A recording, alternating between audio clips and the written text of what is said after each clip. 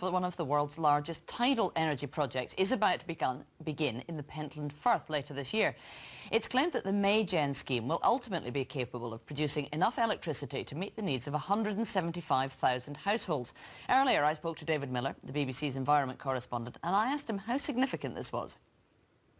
This is being seen as highly significant for the sector. Sarah, we learned today that a £50 million funding package is now in place to pay for phase 1A of the Maygen project. That will see 4 subsea turbines being installed in the Pentland Firth, along with associated infrastructure and a grid connection on shore.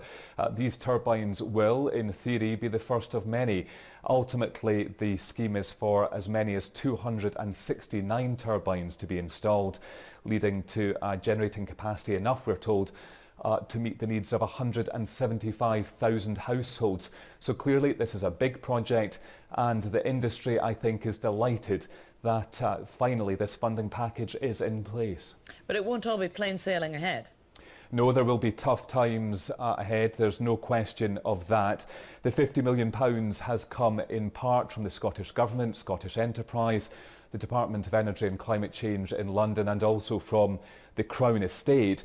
The Scottish Energy Minister Fergus Ewing, in his statement, said the successful harnessing of ocean power, as he describes it, will take hard work and persistence. But he also made clear that the Scottish Government was prepared to stand by the industry in the years ahead as it continues to mature. We've had a very similar message from the UK Energy Secretary Ed Davey, who is saying tonight that Scotland and the UK is now in pole position and could, in the years ahead, be in a position to export this technology around the world. So the significance of today's news, I think, is that we're now beginning to see the tidal energy sector move away from research and development work, from demonstration projects, and towards deployment on a commercial scale. David Miller, thanks very much for talking to us tonight. And I still have my guests in the studio with me. David Hunter, is Scotland really at the cutting edge of making tidal power work in a commercial basis? I think it's actually a technology where Scotland does show competitive advantage, and it's really encouraging to see that we're investing.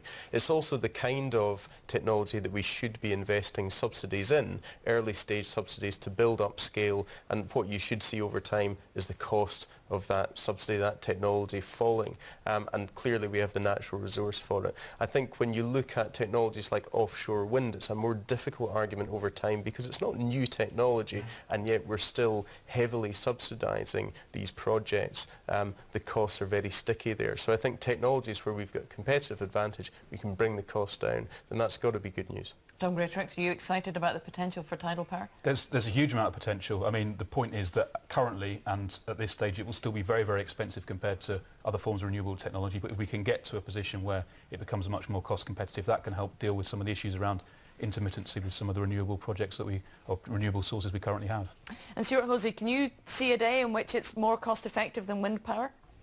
Well, when we get the critical mass in any number of these green technologies, the cost will come down, and that's a good thing.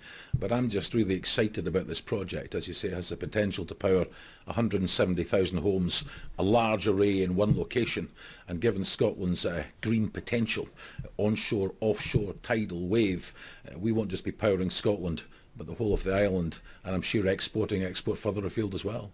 Stuart Hosey, Tom Greatrex, David Hunter, thanks very much for talking to us tonight.